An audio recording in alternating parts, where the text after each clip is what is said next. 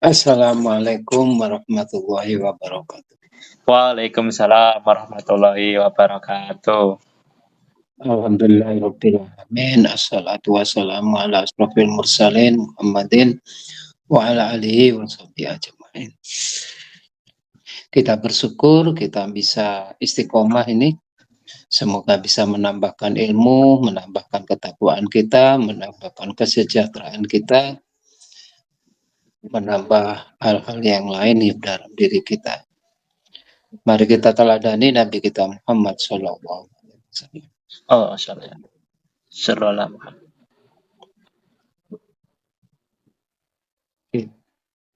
Ikhlas itu dari masdar ya, masdar. Dari kata kholaso atau dari kata akhlaso, yukhlaso, ikhlason. Dari tambah alif ya. Artinya bersih, murni, jernih setelah terkotori dari sesuatu. Jadi itu yang pertama. Jadi ikhlas itu satu adalah buah dari ihsan. Itu makna. Jadi yaitu keyakinan bahwa semua yang dilakukan diawasi atau dilihat oleh Allah. Yang kedua, ikhlas itu berada dalam hati, jantung ya. Jadi tidak.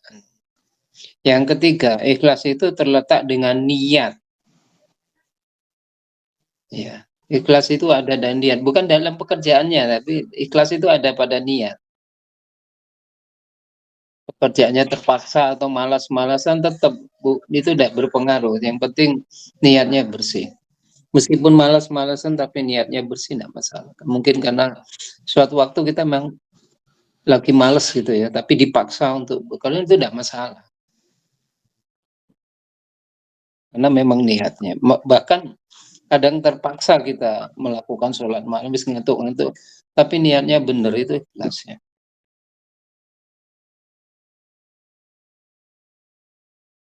Dan ikhlas itu yang tahu hanya Allah. Kadang-kadang orangnya sendiri itu tidak tahu.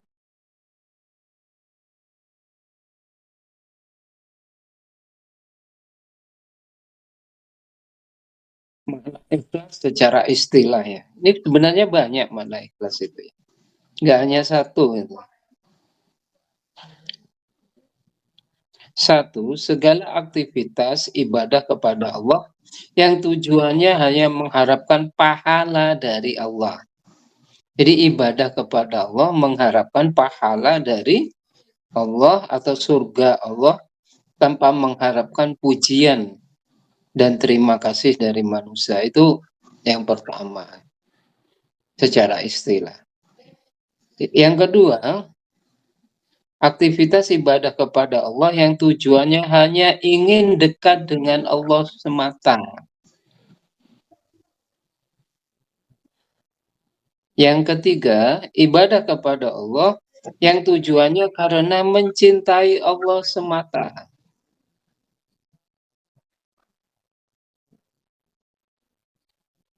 Yang keempat, aktivitas ibadah kepada Allah yang tujuannya hanya murni mentaati Allah. Yang keberapa ini, kelima ya, tapi aktivitas manusia yang tujuannya murni hanya mendapatkan ridho Allah. Atau aktivitas manusia yang dilakukan murni menuruti ajaran Allah. Itu ikhlas. Jadi ikhlas itu banyak anunya, apa itu, pemahaman secara istilah itu banyak. Ya. Jadi letaknya memang di niat, bukan di pekerjaannya. Kalau pekerjaannya nanti urusan yang lain.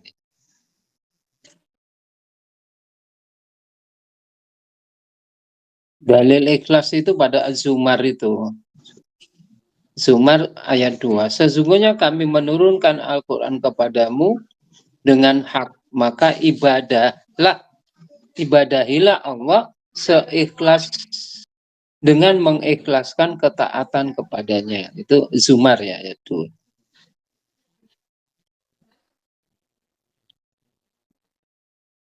Nah, ini tuh secara istilah ya. Makna ikhlas secara istilah itu banyak. Menurut ulama juga banyak pendapat ikhlas itu. Menurut Al-Kafrawi, meniatkan ibadah hanya Allah semata yang disembah. Itu menurut ulama Kafrawi. Menurut Ibrahim bin Adam, kejujuran niat bersama Allah. Itu pendapat ulama ya.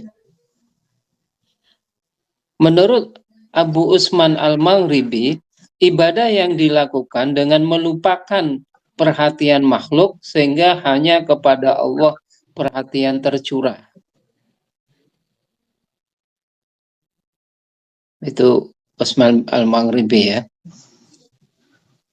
Menurut Abu Thalib, ikhlas itu adalah pemurnian agama dari hawa nafsu dan perilaku menyimpang. Menurut Al-Qusairi, mengarahkan orientasi ketaatan hanya mendekatkan diri kepada Allah semata, tanpa yang lainnya.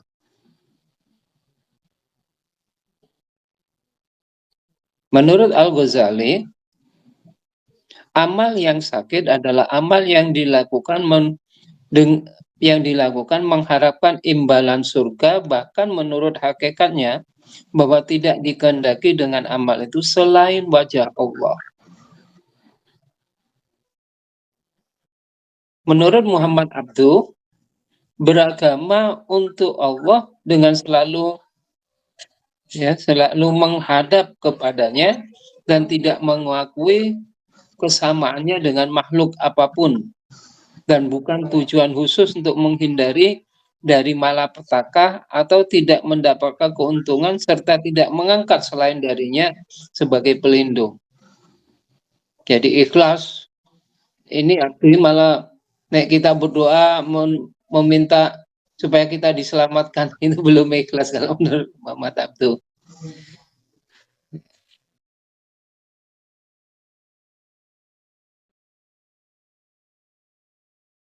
Tanda orang ikhlas terbebas dari sifat riya, sombong, ujub, sum'ah. Yang bahaya itu sum'ah yang sekarang itu. Orang itu kalau dengan ini dengan buka YouTube begini kepingin viral, sum'ah itu nggak ikhlas loh ya. Wong-wong kabeh saiki kepingin viral, bahasa Arabnya sum'ah. Tidak mengeluh, tidak malas, tidak putus asa jika mengalami kesulitan dan kendala, tidak terpengaruh dengan pujian dan celaan, tidak berambisi dapat sesuatu. Itu tandanya orang ikhlas. Istiqomah, itu tandanya orang ikhlas. Istiqomah yang wajib dulu, baru yang sunnah. Kalau yang wajib yang didahulukan ya, istiqomah. Ada lagi yang paling penting juga. Orang ikhlas itu mau mendengarkan nasihat.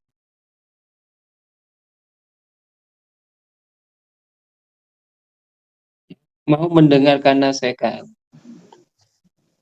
Ada lagi yaitu melupakan amal baiknya. Wis gak iling, beramal baik sudah lupa, melupakannya.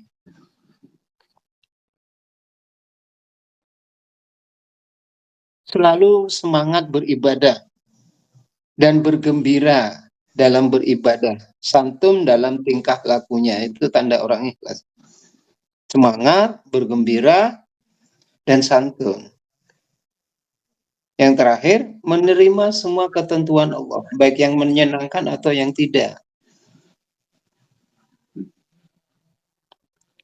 Itu ikhlasnya.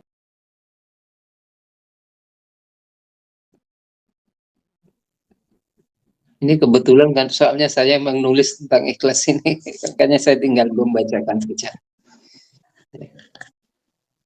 Keutamaan ikhlas. Menurut Al-Ghazali, semua manusia akan hancur kecuali orang yang berilmu. Orang berilmu pun akan hancur, akan binasa, kecuali orang yang mengamalkan ilmunya. Orang yang mengamalkan ilmunya juga bukan sia-sia, kecuali mereka yang ikhlas dalam mengamalkan ilmunya. Itu kata Al-Ghazali ya, hikmahnya.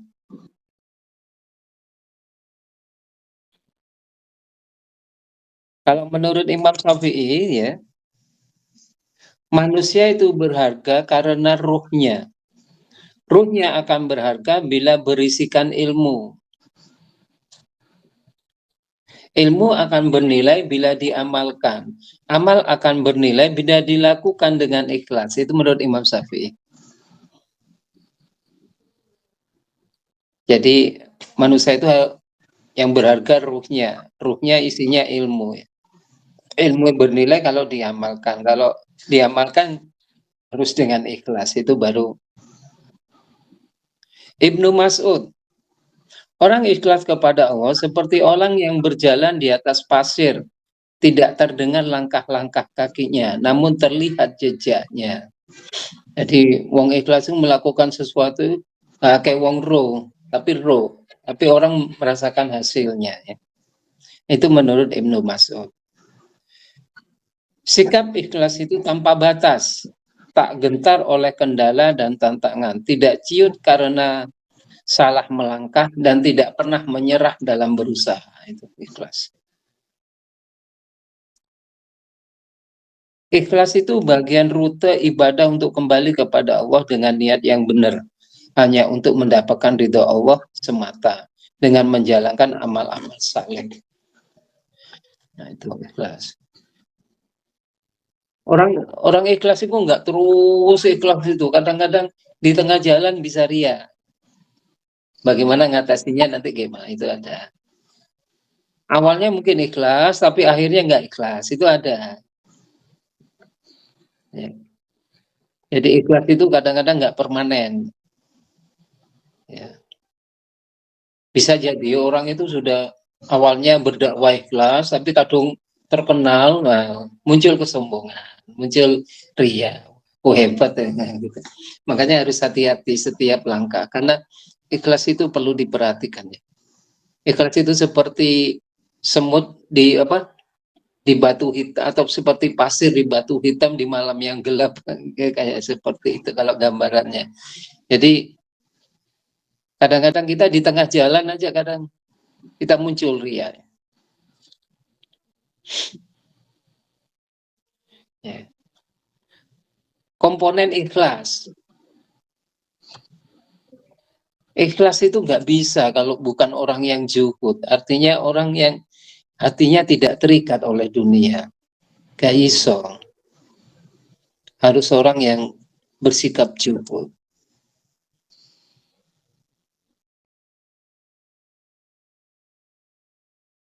Juga harus bersikap waro. Artinya hati-hati.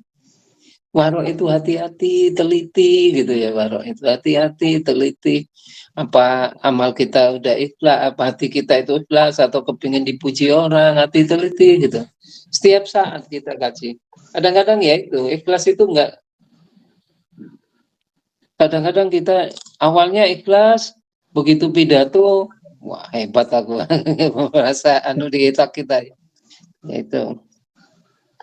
Itu waroknya kurang ya. Makanya harus tetap diperhatikan. Syukur. Nah ini ya, sudah kita bahas tentang syukur ya. Bersyukur. Ikhlas itu komponennya harus sabar. Kalau tidak sabar, memang tidak ikhlas. Memang kalau kita sudah berdakwah, kemudian dinyek wong, gak sabar, nggak jadi gak ikhlas. Bisa murang-muring itu so gak ikhlas ini. Bis ditulung mentung, nah. Bis ditulung mentung, nah itu menjadi gak ikhlas ya. Jadi memang ikhlas itu ujiannya berat ya. Dan tidak mudah gitu. Bisa juga awalnya tidak ikhlas, akhirnya ikhlas. Jadi perlu juga ya. Mungkin awalnya kita tidak ikhlas itu. Mungkin kita sembahyang tahajud, dulunya itu kepingin ini supaya tercapai ya. Tahajud. Tapi karena dilakukan terus-menerus, akhirnya ikhlas. Sudah tidak kepingin yang lain. Jadi bisa awalnya ikhlas, kemudian akhirnya di tengah nggak ikhlas, akhir ikhlas, bisa juga awalnya nggak ikhlas, di akhir menjadi ikhlas dan sebagainya dari perbuatan itu. Tawakal, harus punya sikap tawakal. Ini komponennya ya, supaya kita bisa hidup ikhlas. Orang yang ikhlas memerlukan tiga komponen, 5 komponen ini, juhud, warok, syukur, sabar, dan tawakal. Karena memang ikhlas itu rumit gitu.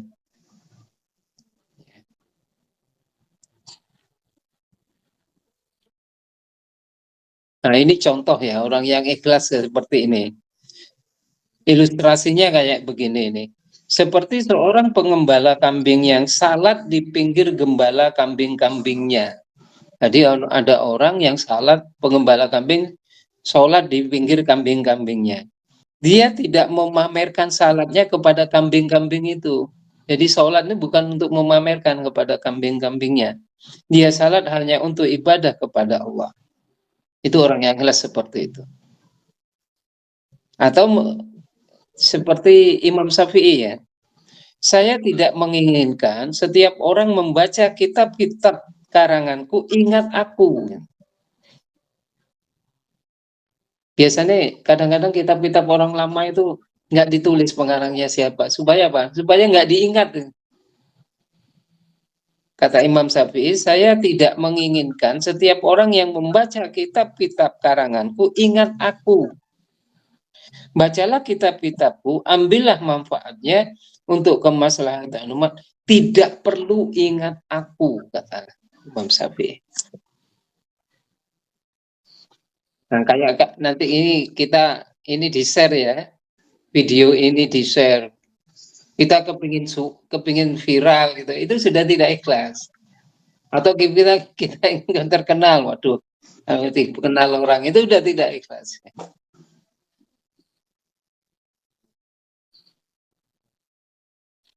Makanya ya rada repot. Tapi bukan berarti kalau tidak ikhlas terus kita tidak beribadah. Tetap aja beribadah. Lakukan aja. Walaupun tidak ikhlas. Karena bagaimanapun nanti ada manfaatnya. Walaupun sedikit. Kerjakan terus. Walaupun tidak ikhlas. Saya katakan sebagai, mungkin awalnya tidak ikhlas, akhirnya ikhlas. Pada satu saat ikhlas. Nggak bisa kita ikhlas terus, nggak bisa. Tingkatan ikhlas itu menurut Al-Ghazali itu ada 3 level. Untuk orang awam, yaitu melakukan aktivitas ibadah dengan tidak ria. Tidak ria, hanya untuk mendapatkan pahala dari Allah. Ini ikhlas, tapi dapat pahala dari Allah, dapat surga dari Allah, terhindar dari api neraka. Itu masih ikhlas. Banyak ayat seperti ini ya, di ayat Al-Quran. Orang beribadah mengharapkan pahala dari Allah. Orang beribadah supaya anaknya jadi anak soleh. Orang beribadah kan semuanya itu mengharapkan balasan dari itu ikhlas. Tapi ini ikhlasnya orang awam. Yang lebih tinggi yaitu ikhlasnya orang khusyuk atau muhibbin, orang pecinta ya. Orang melakukan ibadah itu tidak untuk mendapatkan pahala atau surga atau bebas dari api neraka, tapi hanya ingin dekat dengan Allah semata.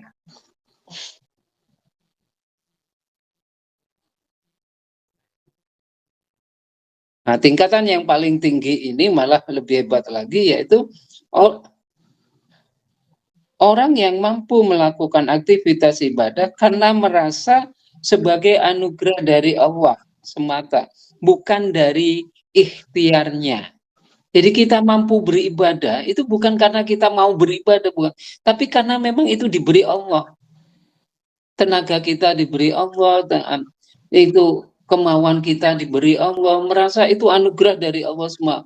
Aku tidak punya apa-apa ya Allah. Itu sudah luar biasa.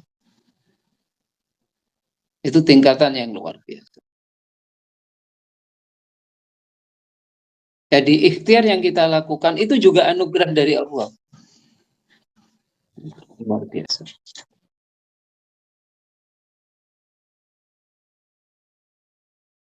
Ayatnya kan itu ya, 76 surat 76 ayat 9. Sesungguhnya kami memberi makan kamu hanya untuk mengharapkan ridha Allah semata. Tidak mengharapkan balasan dan rasa terima kasih. Terima kasih aja kita tidak mengharapkan. Makanya nek awak-awak iki sih kadang-kadang ditulung kok mendong itu berarti ya wis gak ikhlas ya, gak ikhlas. Ya, ditulung ya, meskipun mentung ya ikhlas no tetap. Karena kita memang untuk menjalankan ajaran Allah semata.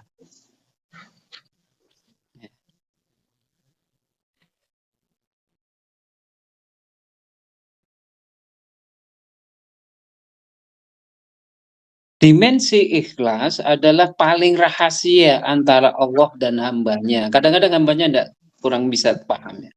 Tidak ada yang tahu rasa ikhlas seseorang, hanya Allah saja yang tahu. Malaikat pun hanya mencatat amal ibadahnya dan tidak tahu keikhlasannya. Malaikat tidak tahu keikhlasan.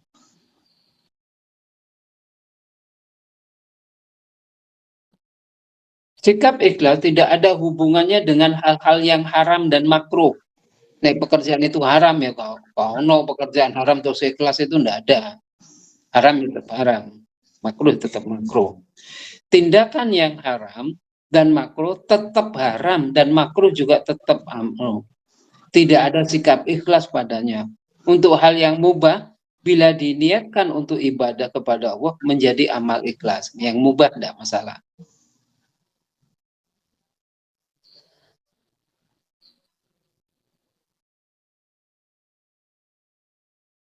Buah dari ikhlas. Nah, kalau sudah ikhlas maka tenang. Ya, jiwa kita semakin kuat, bisa istiqomah.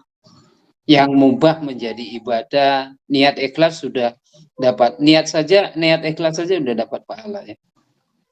Dapat pertolongan dan perlindungan dari Allah, kuat, teguh, sabar, lapang dan sebagainya, itu buah. Dapat pahala besar dari Allah, ibadahnya diterima oleh Allah, jalan keselamatan hidup. Itu buah dari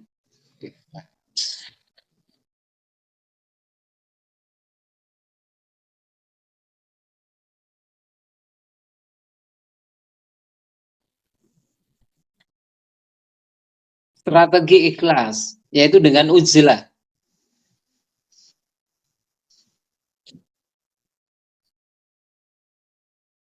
Kalau kepingin melakukan sesuatu dengan ikhlas itu uzlah. Atau satu dengan humul, menyembunyikan diri ke dalam tanah. Jangan pamer aktivitas ibadah kita dahulu sebagai latihan ikhlas. Gak usah pamer. Kerjakan sendiri aja, nggak usah ngomong-ngomong nang wong. Supaya itu baru latihan ikhlas. Apabila sudah mampu berlaku ikhlas, maka boleh menampilkan diri ke hadapan masyarakat untuk menunjukkan kemampuan dirinya. Jadi awalnya itu sembunyi-sembunyi dulu. Kalau sudah memang hati kita sudah kuat, baru dipamerkan gak apa-apa.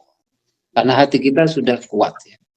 Jadi kita nanti dipuji atau dicela sudah tidak terganggu. Itu istilahnya humul ya. Yang kedua, membangun hubungan cinta dari Allah dengan Allah. Melatih diri untuk berupaya mencintai Allah karena memang hanya Allah yang layak dicintai daripada yang lainnya. Jika kita suka kebaikan, bukankah Allah yang paling baik? Apabila kita suka keindahan, bukankah Allah yang paling indah? Ya. Kalau kita ngomong siapa yang paling indah? Ya Allah yang paling indah. Siapa yang paling baik? Ya Allah yang paling baik. Siapa yang paling hebat? Ya Allah yang paling hebat. Jadi semuanya itu Yang layak kita ini ya Allah saja gitu. Itu strategi ikhlas. Siapa yang maha pemberi? Ya Allah yang bisa memberi. Siapa yang kepingin, yang bisa menyelamatkan? Ya Allah yang maha. Semuanya Allah. Ya. Ya. Pendukung dan penghambat ikhlas. Ya, sebentar. Ilmu yang bermanfaat. Pendukung ikhlas. Ya, sebentar. Mencari teman yang baik, itu yang mendukung ikhlas. Mujahadah nafs, membersihkan jiwa ya. Terus meminta pertolongan Allah dan perlindungan supaya kita bisa hidup ikhlas. Adalah bahwa dunia ini fana. Yang kekal itu adalah akhirat. Itu yang kemudian penghalang ikhlas itu ria, ujub, takabur, hasud, munafik, sum'ah, kepingin terkenal ya.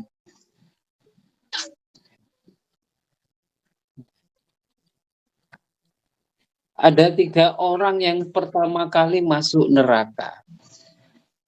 Itu karena keikhlasannya tidak ikhlas ya. Orang mati syahid, dia berjuang dan mati syahid. Begitu di hadapan Allah, pahalanya kelihatan malaikat kayak buah kayak, tapi jadinya Allah, kamu nggak kepingin terkenal aja kamu, maka dilempar ke neraka. Mati syahid. Pertama kali itu. Yang kedua, orang yang berilmu. Ini yang kita kena nanti ya. Jadi ini kita beramal ilmunya untuk Allah dan sebagainya. Tapi kadang-kadang kita kepingin sumai, kepingin terkenal, kepingin viral dan sebagainya. Kepingin namanya nih, nah itu kita jadi tidak ikhlas. Itu dilempar dulu kita ke neraka kalau gitu. Makanya kan bingung, ini terkenal apa enggak? Atau kita kepingin muridnya banyak dan sebagainya sedikit, itu bukan urusan ya, Bang. Murid banyak itu ujian, murid sedikit ujian. Pendengarnya banyak itu ujian, pendengarnya sedikit juga ujian. Apa kita kalau hanya sing ngrungokno siji loro telu kaya ngene iki wong papat ini ya ujian. Kok umpamane sing ngrungokno 100 ya ujian. Wah hebat apa YouTube kita banyak pesertanya ujian. Apakah kita sombong atau tidak? Juga YouTube kita sedikit yang itu juga ujian. Apa kita masih istiqomah terus? Alam editing ujian.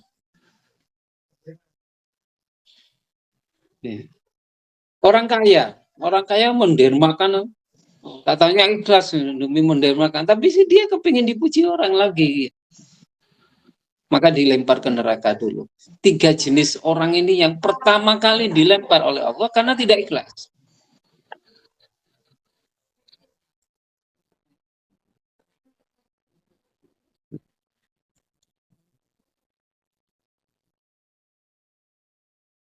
Ya, makanya malaikat pun tidak tahu gitu bahwa malaikat itu hanya mencatat amal ibadah seseorang dan diberi pahala gitu. Diberi pahala oleh malaikat. Tapi nanti Allah yang mengatur. Begitu di hadapan Allah itu kelihatan pahalanya besar. Tapi jadi Allah, kamu nggak ikhlas, wah itu kan fatal kita itu. Padahal tubuh kita penuh dengan cahaya pahala gitu. Dibawa malaikat, diiring-iringi malaikat dan sebagainya. Tapi begitu sampai di hadapan Allah, kamu nggak ikhlas. Dan juga amal ibadah kita itu kadang-kadang naik ya. Begitu naik, di langit pertama aja udah ditolak kadang-kadang. Duno menaik. Langit kedua, langit pertama lolos. Langit kedua nggak lolos. Ya. Ada yang di langit ketiga, langit kedua, ketiga, keempat lolos. Tapi di kelima nggak lolos. Gitu. Yang terakhir itu ada di hadapan Allah, sudah langit saya sampai langit ketujuh itu lolos semua penilaiannya. Tapi di hadapan Allah nggak lolos. Ya betapa sulitnya ikhlas itu ya. Nah, makanya ya itu ikhlas itu seperti pasir di batu hitam di dalam kegelapan malam. Dan ikhlas itu ya itu ikhlas itu kadang-kadang di tengah, di depan atau di belakang nggak mesti ya. Kadang-kadang begitu kita muncul hal di otak kita itu wah aku hebat, ujub ya. Jadi tidak ikhlas. Nah inilah yang dapat saya sampaikan. Semoga ini bermanfaat bagi kita semua. Semoga kita harus warok ya, berhati-hati terus gitu ya. Ya, makanya nek YouTube kita itu ono gak ono wong sing ngrungokno ya wis bar lah. Ono ya syukuran, nek gak ono ya syukuran wis pokoke kita semata-mata. Nah, itu kita mencoba itu. Apakah ini tapi umpamane kepingin viral pun ya wis gak apa-apa dilakoni. Ojo sampai gak dilakoni. Nek gak dilakoni ku dosane malah tambah. Ya. Nek sampai gak dilakoni ku dosane malah tambah. Siji dosane ku dosa gak ngelakoni. Yang kedua, suudon sudah. Malah double gitu loh. Ya, jadi ya udah dilakukan aja. Nah inilah mungkin ya. Jadi kadang-kadang kita juga tidak tahu diri saya itu ikhlas atau tidak tahu. Hanya Allah yang mengukurnya. Nanti kita serahkan semuanya kepada Allah. Kurang lebihnya saya mohon maaf. Assalamualaikum. Waalaikumsalam warahmatullahi wabarakatuh. Terima kasih Pak Sugri atas tanggapannya di tema pertemuan hari ini.